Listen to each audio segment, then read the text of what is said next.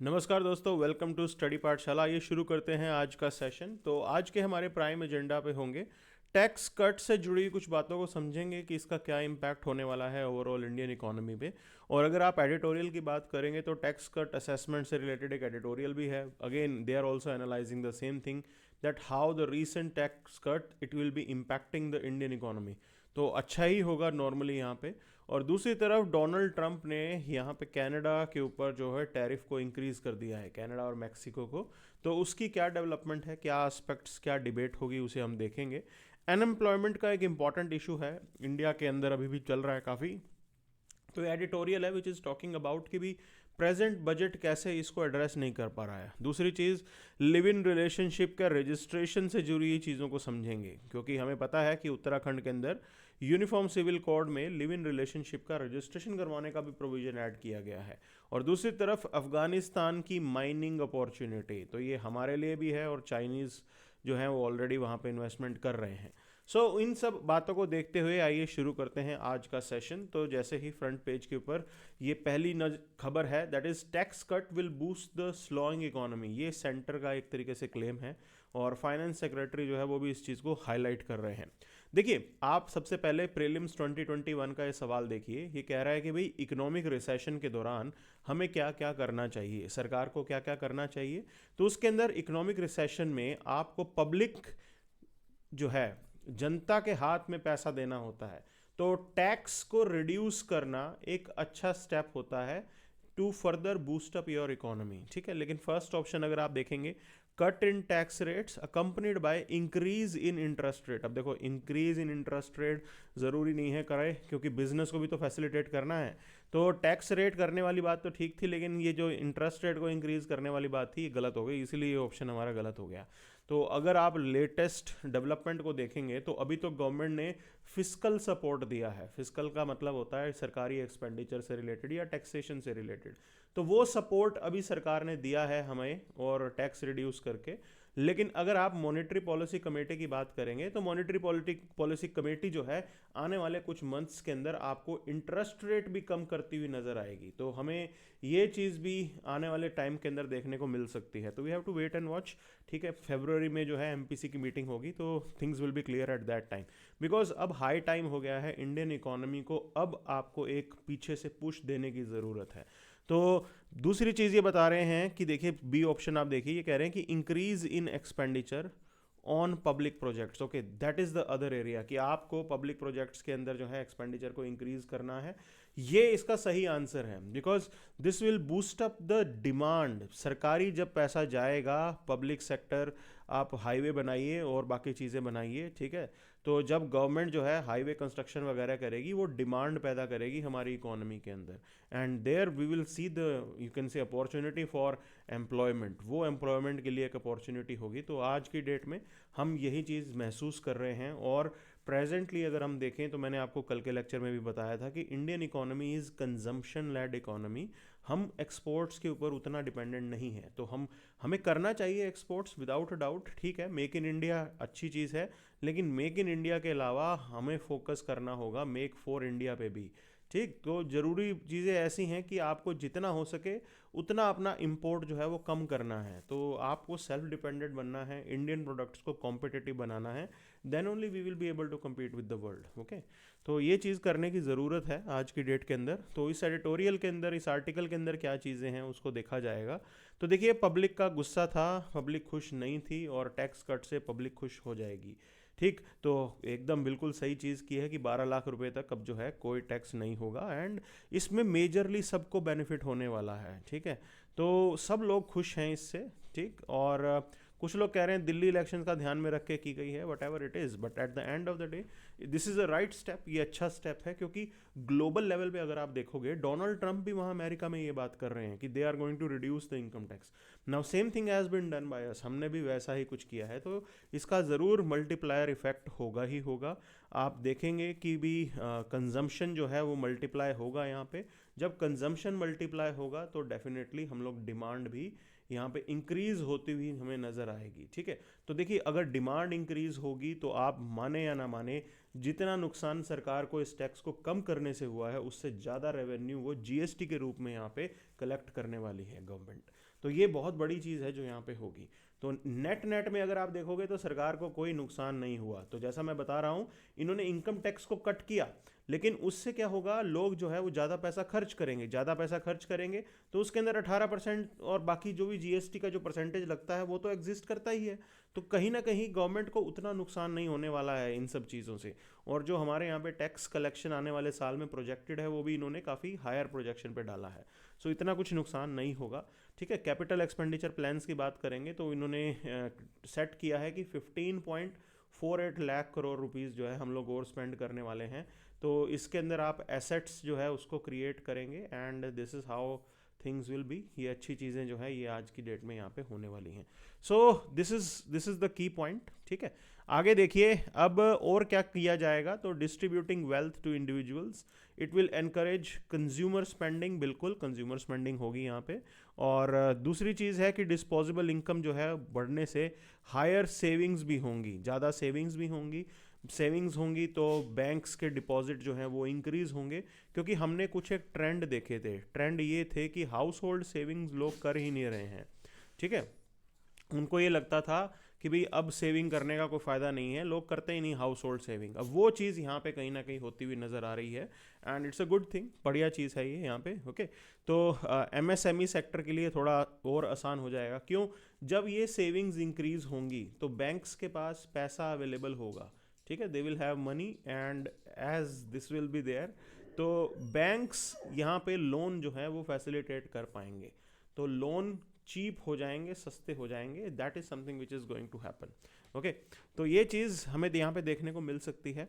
अच्छा, अब ये इम्पैक्ट बहुत सारे अदर फैक्टर्स हैं जिनके ऊपर पड़ता है, मतलब जिनके ऊपर डिपेंडेंट होता है। ज़रूरी नहीं है सिर्फ इतना करके जो है चीज़ें ठीक हो जाएंगी। ईज ऑफ डूइंग बिजनेस और बाकी जो एफर्ट है गवर्नमेंट को अपने लेवल पे वो तो करना ही करना पड़ेगा। So these are few things that are you can say kept in mind of the government. और दूसरी चीज़ अगर हम बात करें तो सरकार जो सब्सिडी और अपना एक्सपेंडिचर रैशनलाइजेशन के ऊपर भी जाएगी, क्योंकि फिस्कल डेफिसिट का जो टारगेट हमने रखा हुआ है that is 4.4% of the GDP. ठीक है, तो हम 4.4% ऑफ द जीडीपी को एज अ टारगेट लेके चल रहे हैं। तो फिस्कल डेफिसिट को कंट्रोल में रखना भी ज़रूरी है। ठीक है ना, गवर्नमेंट स्पेंडिंग को कंट्रोल में रखना भी ज़रूरी होता है। सो ये सारे फैक्टर्स को कंसिडर करते हुए इट्स अ गुड थिंग जो सरकार ने यहाँ पे की है। अब अगली खबर पे चलते हैं तो हमें ये देखने को मिला कि डोनाल्ड ट्रंप ने अभी अपने जो हैं जो वो कह रहे थे वो करके दिखाया है। और 25% टैरिफ उन्होंने कनाडा के ऊपर से जो इंपोर्ट आ रहा है उसके ऊपर लगाया है, और मैक्सिको पे भी इतना लगाया है, और प्लस चाइनीज़ गुड्स का जो वो लोग इंपोर्ट कर रहे हैं 10% एडिशनल ड्यूटी वहाँ पे लगाई है। तो अब एक तरीके से ये आप बोलेंगे ये यूएस का प्रोटेक्शनिज्म चल रहा है यहाँ पे। ठीक है, सो this is how US is going for protectionism, और अपनी डोमेस्टिक मार्केट को वो लोग जो है बेटर कर रहे हैं। उनका गोल बिल्कुल क्लियर है, making America great again. Okay, so they are in that direction and Donald Trump is heading towards that, उसी की तरफ वो चल रहे हैं। अब देखिए इसको अगर हम ग्लोबल पर्सपेक्टिव से देखें, सो this is not a great news for us. Okay, ये हमारे लिए सही खबर नहीं है। क्यों नहीं है? दो तीन आस्पेक्ट से लेके चलेंगे। तो पहली चीज़ ये है कि ये ट्रेड वॉर की तरह है। China is already prepared, China इन चीज़ों के लिए ऑलरेडी प्रिपेयर्ड है। कनाडा और मैक्सिको शायद प्रिपेयर्ड नहीं थे, बट उन्होंने वॉर्न जरूर किया है कि there will be, you can say they will also increase the duty, वो भी टैरिफ को इंक्रीज करेंगे। तो ये चीज़ यहाँ पे होगी ही होगी। अब ऐसी सिचुएशन में अगर कहीं पे भी ट्रेड वॉर हो रहा है या चाइना और यूएस जैसे कंट्री के बीच में ट्रेड वॉर हो रहा है, तो उसके लिए मैं आपको बता रहा हूँ कि चाइना जो है दूसरी मार्केट्स एक्सप्लोर करेगा और अपने प्रोडक्ट्स को वहाँ पे डंप करना स्टार्ट कर देगा। ठीक है, और हमें ये डर है कि वो सारे प्रोडक्ट्स इंडियन मार्केट में ना डंप होने शुरू हो जाए। तो that will not be great for us, हमें तो उसका नुकसान होगा। ठीक है, दूसरी चीज़ अगर आप देखें, ये ग्लोबल ट्रेड के लिए भी अच्छी न्यूज़ नहीं है। तो हमने जो WTO जैसी मल्टीलेटरल ऑर्गेनाइजेशन बनाई थी, तो आप ये मान के चलिए उस मल्टीलेटरल ऑर्गेनाइजेशन का जो है उसके भी हालात अच्छे नहीं हैं, उसका भी फ्यूचर जो है हमें नहीं पता क्या होने वाला है। ठीक है, तो these are few more things that will happen. जो यहाँ पे होगा। और डोनाल्ड ट्रंप अगर इस तरीके से प्रोटेक्शनिज्म करते रहे तो कहीं ना कहीं उनके ऊपर ये भी प्रेशर हो जाएगा कि भैया आप डब्ल्यूटीओ से बाहर जाइए, और वो डब्ल्यूटीओ से बाहर भी जा सकते हैं। तो ये जो इंटरनेशनलिज्म या मल्टीलेटरल प्लेटफॉर्म्स हमने डेवलप किए थे ग्लोबल लेवल पे, उन सब के लिए एक नुकसानदायक चीज़ होने वाली है। अब ऐसी सिचुएशन में क्या किया जाना चाहिए, देखिए, तो कंट्रीज़ के जो भी डिस्प्यूट्स हैं वो डिस्प्यूट सेटलमेंट के लिए बेटर अरेंजमेंट करने की ज़रूरत है। ये अदरवाइज़ कंट्रीज़ जो हैं एक दूसरे को टारगेट करते रहेंगे। कहीं पे भी किसी कंट्री को कोई डिस्प्यूट लगता है तो आपके पास प्लेटफॉर्म अवेलेबल होना चाहिए जहाँ पे वो डिस्कशन कर सकें। तो डब्ल्यूटीओ से हम उम्मीद कर रहे थे कि वो वैसा ही प्लेटफॉर्म होगा, but things are moving in a wrong direction. So this is something that one has to keep it in mind. Clear है? आगे चलते हैं, एडिटोरियल आया है तो इस चीज़ को देखेंगे। तो देखिए, फिस्कल टारगेट हमने 4.4% पे रखा है, फिस्कल डेफिसिट का टारगेट। ओके, तो अच्छी चीज़ है ये। और ये विकसित भारत का रोड मैप आप बोल सकते हो, ये बजट है।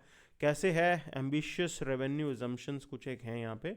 तो एक चीज़ ये है कि टोटल टैक्स रेवेन्यू के अंदर 11% का इंक्रीज़ होगा आने वाले साल के अंदर, ठीक है। और इन्होंने ये भी कहा है कि 14.4% increase in income tax revenue. तो एक तरफ तो इनकम टैक्स को कम कर दिया, दूसरी तरफ हमने प्रोजेक्ट किया है कि इसके बावजूद जो है लोगों की इनकम इतनी इंक्रीज़ होगी कि 14.4% जो है इनकम टैक्स के अंदर इंक्रीज़ होगा।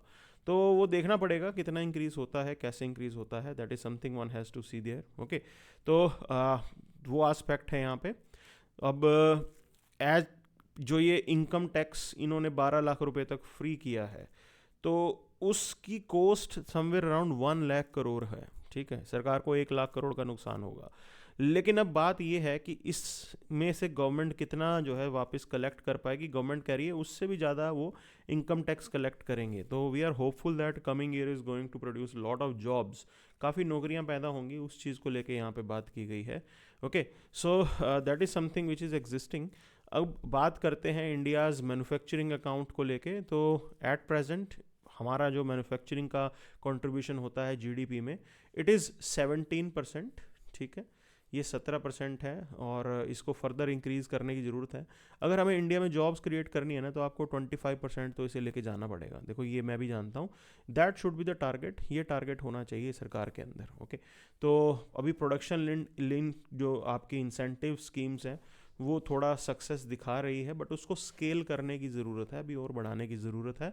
बढ़ाने के लिए मेन चीज़ समझिए, आपको इतना प्रोड्यूस करना होगा कि आप उसे एक्सपोर्ट के लिए तैयार कर सकें, ठीक है। जो मोबाइल फ़ोन और बाकी जो भी इलेक्ट्रॉनिक इक्विपमेंट्स हम बना रहे हैं इस प्रोडक्शन लिंक्ड इंसेंटिव स्कीम के अंदर, हमें उसे और आगे बढ़ाने की ज़रूरत है यहाँ पे। और सिर्फ उतना ही नहीं है, क्वालिटी के ऊपर भी मेजर फोकस होना चाहिए। बिकॉज क्वालिटी नहीं होगी तो आपका प्रोडक्ट कॉम्पिटिटिव नहीं हो पाएगा। आपको चाइनीज़ के साथ compete करना है, तो that is something we have to show it to them. Okay, तो इसीलिए आपके प्रोडक्ट में दम होना चाहिए। वहीं चैलेंजेस कहीं ना कहीं अभी भी एग्जिस्ट कर रहे हैं। तो रेगुलेटरी इनएफिशिएंसीज हैं जिसको सुधारा जा सकता है। तो गवर्नमेंट के हाथ में होता है ना, रेगुलेशंस वगैरह को कैसे स्ट्रीमलाइन करना। फिर इंफ्रास्ट्रक्चर गैप्स अभी भी एग्जिस्ट करते हैं। ओके, इनोवेशन हमारे देश में कुछ ज़्यादा खास होती नहीं है। रिसर्च एंड डेवलपमेंट के ऊपर अगर आप बात करें तो आप सिर्फ 6.64% ऑफ जीडीपी स्पेंड कर रहे हो। तो आप ना तो रिसर्च एंड डेवलपमेंट पर ठीक ठाक तरीके से स्पेंड करते हो। तो till the time we are not improving in these areas, ये सब हर्डल्स की तरह काम करते हैं जो आपके ग्रोथ पोटेंशियल को यहाँ पे रोकते रहेंगे। तो हमें ज़रूर इन फैक्टर्स के ऊपर भी ध्यान देना होगा, ठीक है। आगे बढ़ते हैं। तो external sector and trade initiatives जो गवर्नमेंट के रडार पे हैं यहाँ पे। ओके, सो एक चीज़ है कि सर्विस एक्सपोर्ट्स को अगर आप देखें, आईटी के अंदर अच्छा खासा ग्रोथ आया है, उसके अंदर 10% से एडिशनल जो है ग्रोथ रहा है, बट उसके अंदर डाइवर्सिफिकेशन नहीं है। मतलब हम उसी ट्रेडिशनल सर्विसेज के अंदर अटके हुए हैं जो इन्फोसिस टीसीएस प्रोवाइड करती थी। उसके अलावा आप कुछ और बड़ा नहीं लेके आ पाए हैं कि भाई इंडिया की कोई कंपनी ऐसे फेसबुक, गूगल, अमेजोन टाइप बन जाए, ठीक है। तो product diversification is something that is needed. वो चीज़ हमें आज की डेट में ज़रूरत है। तो जब तक वो नहीं होगा, आप ये मान के चलिए कि हम सही मायने में उतने बड़े स्केल पे नौकरियां इंडियंस के लिए पैदा नहीं कर पाएंगे, या आप अपने आप को एक बहुत बड़ा मैन्युफैक्चरिंग हाउस नहीं बना पाएंगे। तो that should be the goal for us. वो हमारे लिए ज़रूर गोल होना चाहिए कि हम बड़े एक मैन्युफैक्चरिंग हाउस बने। क्लियर है? तो this is the point here. अब क्लाइमेट एक्शन और क्लीन एनर्जी गोल्स की अगर आप बात करें तो budget commitments signal cautious step towards climate action rather than transformative change. Okay, तो देखिए इंक्रीमेंटल अप्रोच चल रही है यहाँ पे और धीरे धीरे ही होता है, बट हम कमिटेड हैं क्लाइमेट चेंज को लेके। इंडिया जो है वो एक्शन ज़रूर करेगा।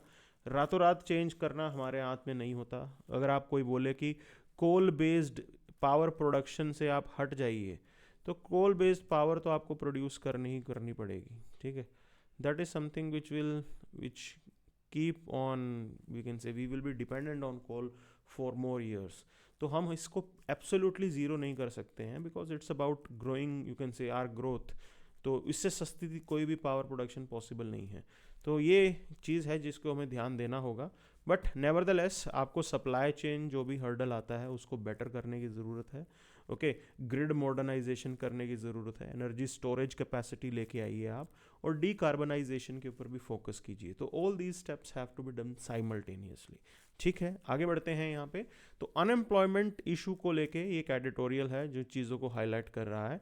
तो इन्होंने ये कहा कि भी एम्प्लॉयमेंट और स्किल डेवलपमेंट जो है वो करने वाले हैं, और आइडिया ये है कि भी 4.1 करोड़ यूथ के लिए नौकरियां पैदा करनी है, और सिर्फ 2 लाख करोड़ रुपीस इसके लिए वो लोग खर्च करने वाले हैं।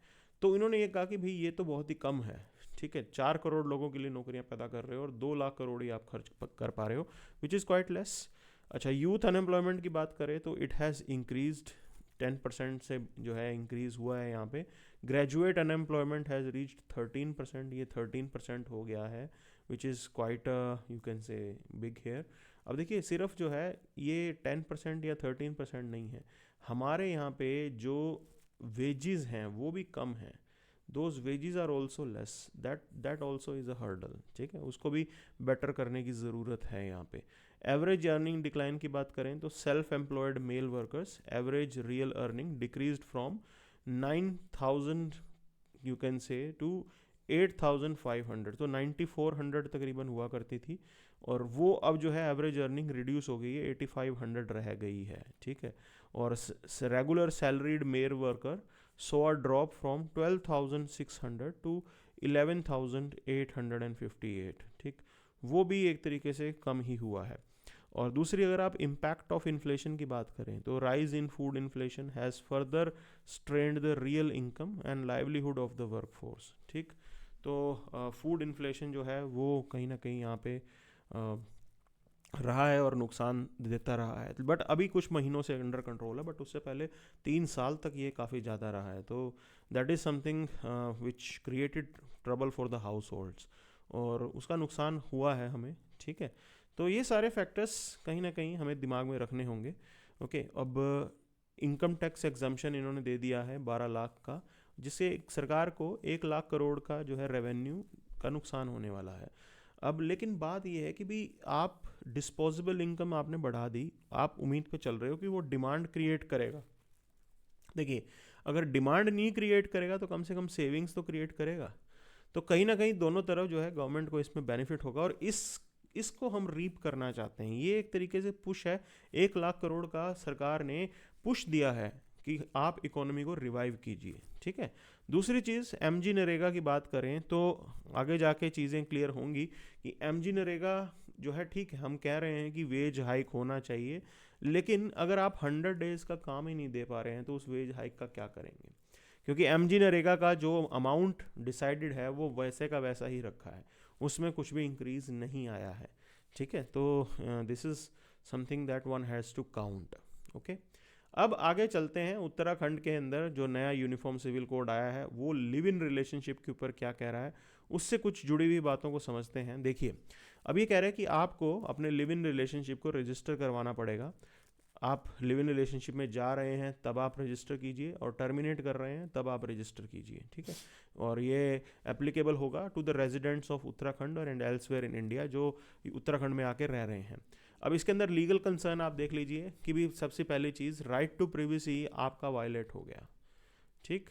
तो राइट टू प्रिवेसी यहाँ पे वायलेट हो रहा है। अब देखो, एक चीज़ समझनी पड़ेगी, अगर हम ये चाहते हैं कि लिव इन रिलेशनशिप के जो कपल्स हैं उनको प्रोटेक्शन मिले, सरकारी प्रोटेक्शन मिले, उनको लीगल प्रोटेक्शन मिले, ठीक, if we want to facilitate this thing then registration is required. तो ये एक तरीके से आप ये मान के चलिए, उस केस में तो रजिस्ट्रेशन चाहिए ही चाहिए होगा, क्यों बिना उसके आप उसको रिकॉग्नाइज कैसे करोगे?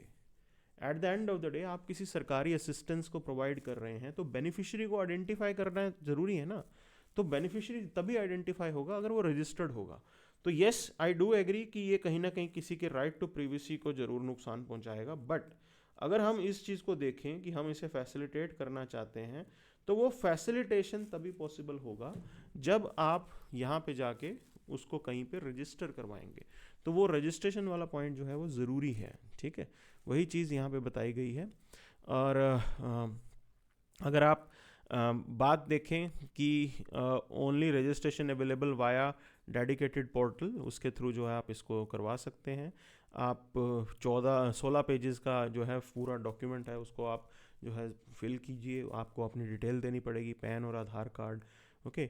और स्पेशल रूल्स हैं अगर कोई एक पार्टनर 18 to 21 की एज ग्रुप का है, ठीक है, तो उस केस के अंदर गार्जियन या पेरेंट्स के कॉन्टैक्ट डिटेल्स भी आपको देने पड़ेंगे, ओके। और रजिस्ट्रार जो हैं वो गार्जियन को नोटिफाई भी करेंगे कि आपके बच्चा या बच्ची जो है वो लिव इन रिलेशनशिप में है।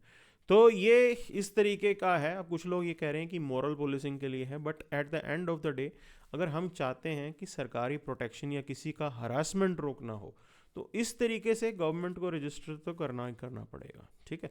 तब जाके जो है बेनिफिट्स बाकायदा पहुंच पाएंगे। आगे इसके अंदर देखिए तो लिव इन रिलेशनशिप को एक तरीके से कुछ और फैक्टर्स में भी ऐड किया गया, जैसे prohibits couple with in the degree of prohibited relationships. अब देखिए अगर कोई इंटरफेथ जो है कपल है, तो उस केस के अंदर क्या होगा, आपको जो है कम्युनिटी लीडर के कंसेंट को भी बीच में ऐड करना पड़ेगा।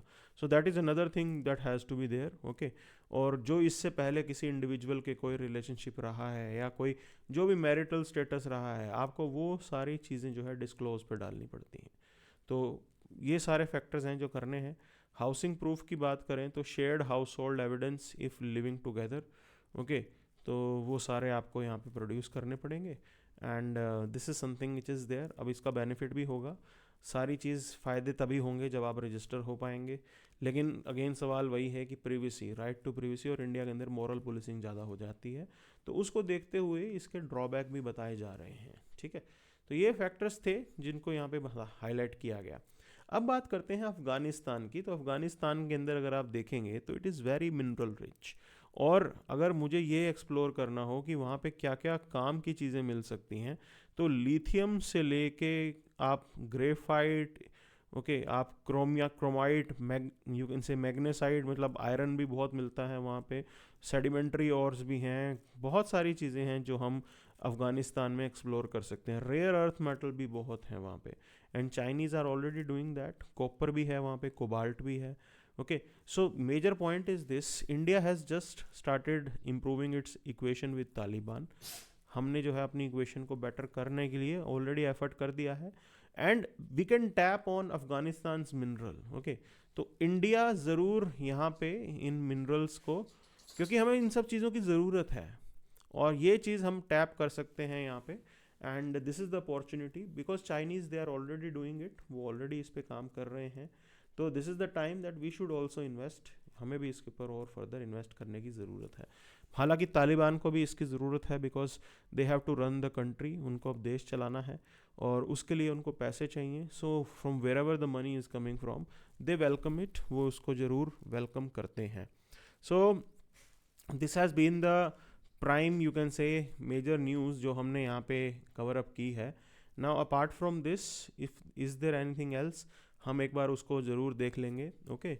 सो एक चीज़ यहाँ पे खबर देखी, जो कार्डामम होती है उसको कहा जाता है क्वीन ऑफ स्पाइसेस, ओके। तो ये काम की चीज़ हमें पता लगी है, तो कार्डामम जो है उसको हम क्वीन ऑफ स्पाइसेस बोलते हैं, ठीक है। तो you have to tell me king of spices कौन होगा।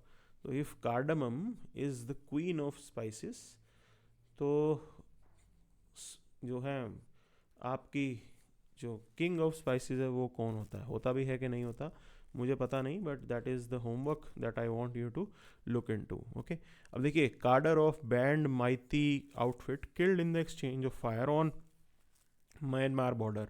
अब ये मणिपुर की अगर आप बात करें तो मणिपुर की एक प्रॉब्लम ये भी है, that is the porous border that it shares with Myanmar. वो पोरस बॉर्डर है वहाँ पे, ठीक है, वो कुछ ना कुछ गड़बड़ करके वहाँ भाग जाते हैं और फिर हमें प्रॉब्लम होती है। तो अब इसके ऊपर फोकस करते हुए fencing is something that is must, और गवर्नमेंट ने ऑलरेडी डिसाइड किया है कि इसको फेंस किया जाएगा। अभी प्राइम एजेंडा पे बांग्लादेश बॉर्डर की फेंसिंग पे तो काम होना शुरू हो भी गया है, ठीक है। अब दूसरी चीज़ है मणिपुर के और म्यांमार के बॉर्डर पे भी इसे करने की ज़रूरत है। तो दीज आर फ्यू थिंग्स जो यहाँ पे बताए जाते हैं, ओके। अब इस चीज़ को आगे देखिए तो forum flags fall in employment days under MG NREGA. तो एक ये ट्रेंड देखा गया है कि यहाँ पे डेज ऑफ जॉब्स जो हैं, ठीक, वो उसका नंबर थोड़ा कम हो गया है, मतलब हम उतने दिन की नौकरियां नहीं दे पा रहे हैं। तो ये सब चीज़ें हाईलाइट हुई हैं। अब उतना ही नहीं है, देखिए there is another problem in MG NREGA, that is delay in payment. तनख्वाहें जो हैं वो भी टाइम पे नहीं जाती हैं। तो that particular person who is in that job, उसको तो पैसे की बहुत ज़रूरत होती है, ठीक है ना। एमजी नरेगा के अंदर अगर कोई वर्कर है उसे बहुत ज़रूरत होगी पैसे की, okay. So these are few things जो आज की अखबार के अंदर आई हैं, and that is something which should be covered by us, okay. So ये था आपका आज का अखबार। Thank you very much.